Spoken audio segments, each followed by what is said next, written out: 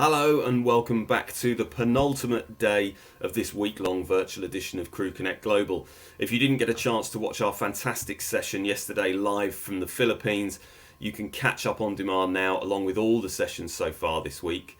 So just revisit the agenda and watch the content that you missed. We've got some great sessions lined up for you over the next couple of hours, all themed broadly around safety and training. In just a moment, I'll hand you over to Tommy Olofsson to share his views on what a sustainable seafaring profession looks like. But before I do, let me remind you about the platform. We'd love your interaction today, so please do use the Q&A and chat functions on the right-hand side of your screen. Send your questions in, and Tommy will do his best to put them to the panel as time allows. And if you're viewing full screen, you may just need to minimize that in order to see the chat box. You can also use this platform to find each other and connect with other attendees, so please do take a look and virtually network as best you can. Finally, I want to say a big thank you to all of our sponsors. You can find all of their company profiles in the platform, learn more about their excellent service propositions and connect directly with their teams. So that's enough for me. It gives me great pleasure to hand you over to OSM Maritime Group's Chief Commercial Officer and Deputy CEO, Tommy Olofsson. Thank you so much, Chris. Thank you so much, Chris, and thank you for the opportunity to speak to you all. Today, I will be speaking to you about what is a sustainable seafaring profession. And what you have seen in front of you now is the topic as suggested by the organizers. Here, especially with a focus on 4 of the United Nations Sustainable Development Goals, being quality education, gender equality, decent work and economic growth, and the industry innovation and infrastructure. In 15 minutes, that's almost an impossible ask, but I'll anyway give it a try. Could we please move to the next slide? As part of my talk to you, I would like to talk to you what I believe is the key elements of a sustainability strategy for shipping owners, ship managers, and operators. There are some key elements that such a strategy needs to include, and that for me includes first and foremost the recruitment. With an aging workforce and an industry activity levels increasing across main segments, will in turn force a significant talent crisis in crewing in the years to come.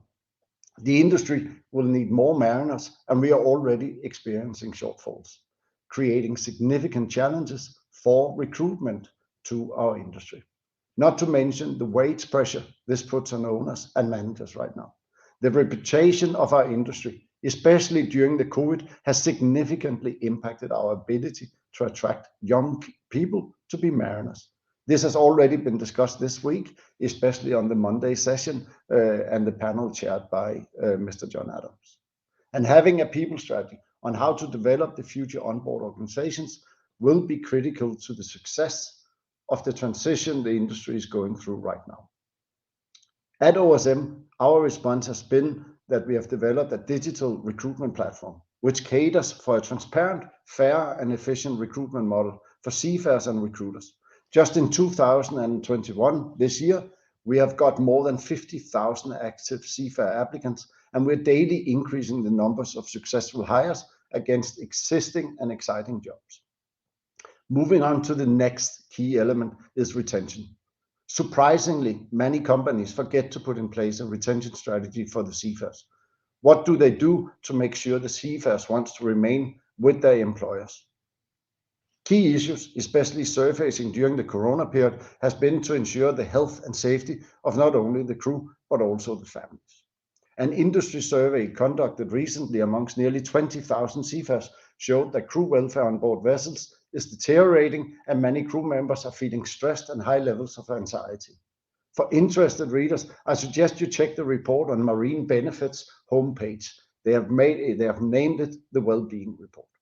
At OSM, our response has been to establish a fleet-wide health and wellness program built upon a qualified telemedicine program combined with strategic crew welfare initiatives. This includes our own medical clinics, our crew and family medical insurance programs, a lot of training, and also looking after the pension programs of our employees.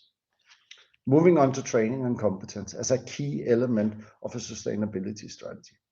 At the recent COP26 in Glasgow, world leaders were discussing a transformation industry period coming our way, driven by a need of changing our energy usage.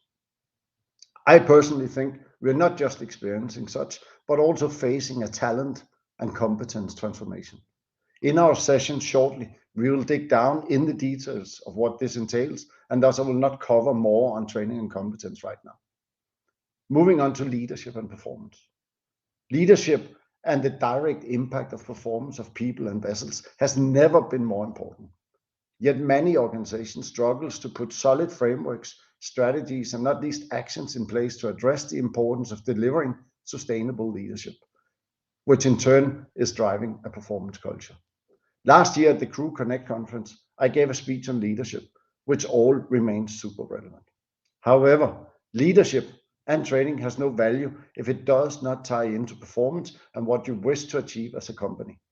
Without proper assessment of where you are and a clear ambition of where you want to be, you have minimal chances of achieving anything of value.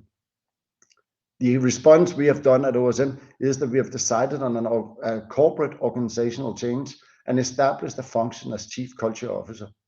This with a focus to design and develop a future-led organization driven by performance through leadership.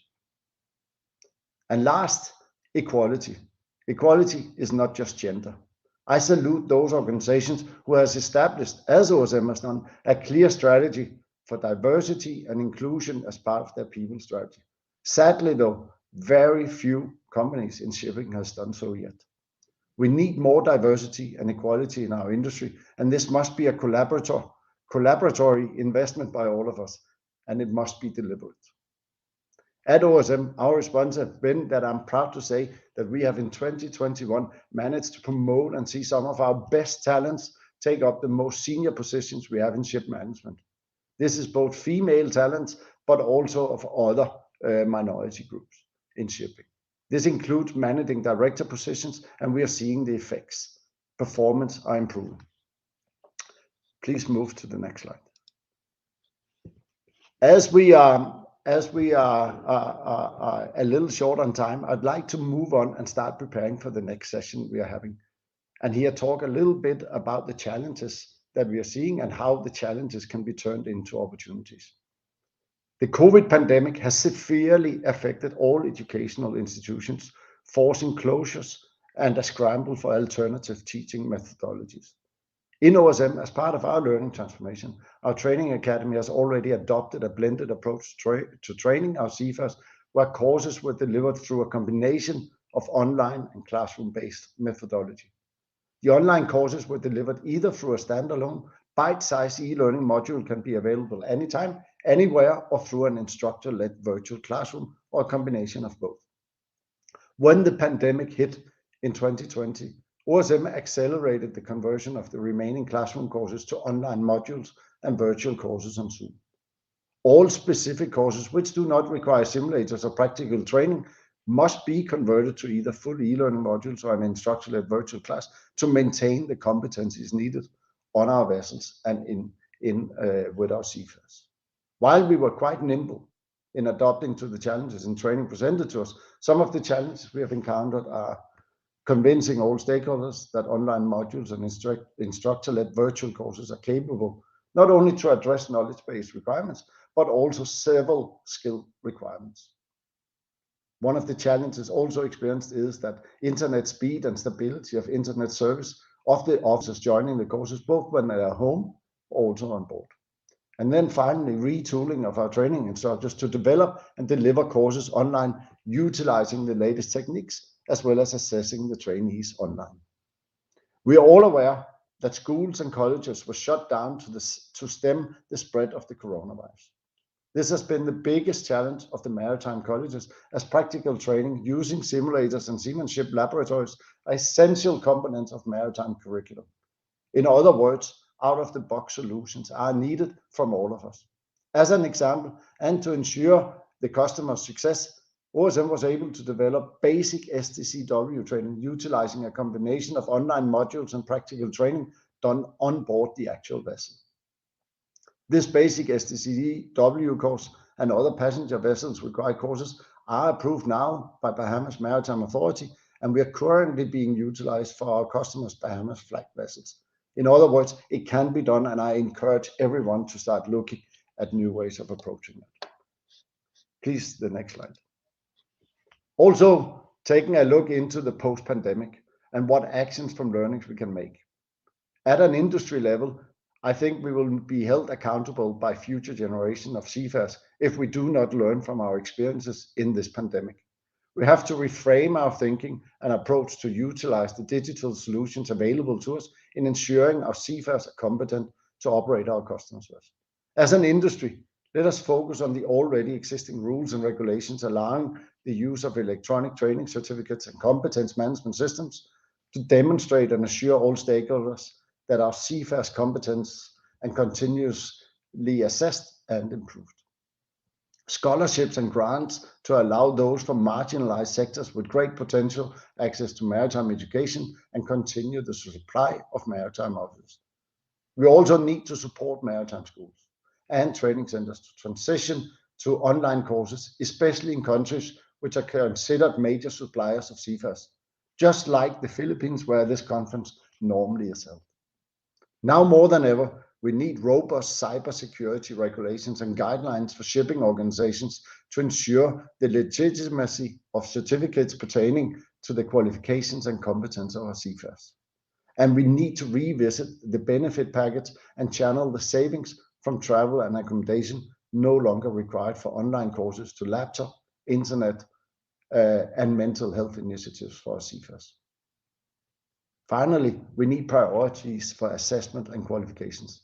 During the pandemic, national administrators allowed the extension of the validity of COCs and STCW related training certificates based on continuous sea service. We need to capitalize on this experience and highlight STCW regulations accepting sea service as a basis for demonstrating competence and reduce the need for shore-based assessments. Marina, as an example, in the Philippines, through its online portal, MISMO, allowed the submission of certificates electronically for assessments as part of the STCW COC renewal process. Instead of more than a week of going back and forth to the Marina office, an officer now only needs to appear once at a Marina office, if at all. My question to all of you, do we really want to go back to the old processes?